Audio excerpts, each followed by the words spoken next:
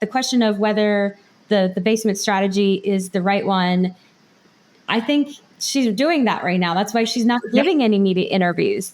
Do you think that the media will actually do their job, which is to ask hard questions of her? Because as of right now, I'm not surprised or shocked at all. But as usual, I'm disappointed by the national media, which is not asking any hard questions. And even just looking at the coverage, I was walking home through the airport at Reagan and seeing the CNN chyrons about all of the glowing coverage about the Walz nomination and just saying how different the chyrons are whenever anything Trump involved. This is why people don't trust the media.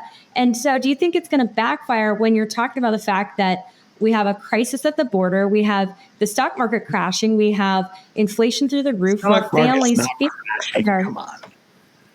It was a massive drop this week. I mean, it is overall, so year to date, we do have a gain, but on a relative basis, the news that Kamala might win, a lot of analysts said that was what was driving the crash. So all that to say is, Keli, do you think that the media will do its job? And do you think that, in some respects, Trump being locked up in the courts and also being not on Twitter anymore to protest and to move people over to Truth Social, I think it's actually been good for him because it's right. He's had his own basement strategy. Totally That's exactly right. Totally agree. So we're going to have a very bizarre election where you have two candidates who aren't talking to many people, which is really, I can't think of the last time this happened. So I think there are two sort of separate questions going on, Carrie. And I just want to say for the record, I actually want to then, leave and just watch the two of you debate this because I think that might be a more interesting show than having me here. But what I was going to say is I think you're really getting at two different questions, which is Kamala Harris on the issues versus the media doing its job or abdicating its responsibility. So I'll start with the latter question. I think that the media, I'm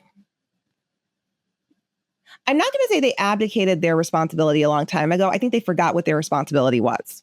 And what I mean by that is for all the talk of liberal bias, you can't see my butt, liberal bias, liberal media. Let's not forget something very important, which is that during the race between Donald Trump and Hillary Clinton, Les Moonves, who before his sexual harassment scandal was the chair of CBS, all of its properties, said, Donald Trump may be bad for America, but he's really good for our business. That is what he said on air, right? He said on a panel. And so there were a lot of chuckles in the audience until Donald Trump won. It was a lot of liberal Hollywood that helped tee up Donald Trump on The Apprentice and then helped hide, allegedly, what are some tapes of him saying some really inappropriate things, worse than the Access Hollywood tape. That's according to multiple reports. So I'd say all this to say that for all the talk of liberal media, conservative media, I actually think that a lot of the people in charge agree on one thing, which is ratings. What is it that they say that the only color they care about in terms of race is green? And so I think part of what happened is that at some point our coverage transitioned from being news to being entertainment. And that has now kind of taken over lots of different shows, lots of different voices. So instead of saying, let's dig into the policies of Donald Trump and Kamala Harris, it's turned into covering politics like everyone works for ESPN and everyone's covering the Olympics. Who's ahead? Whose parents have a cool story? Whose children? You know what I mean?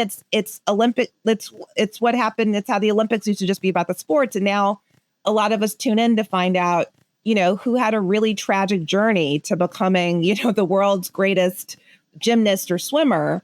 And that's very moving for Olympic coverage. It should not be the primary way we cover politics, but it is now.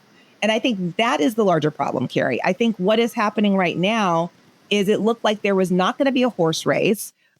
All of us have covered enough elections to know that news outlets prefer a horse race because if it's not a horse race, people don't want to tune in to cable news and people don't buy news outlets, right?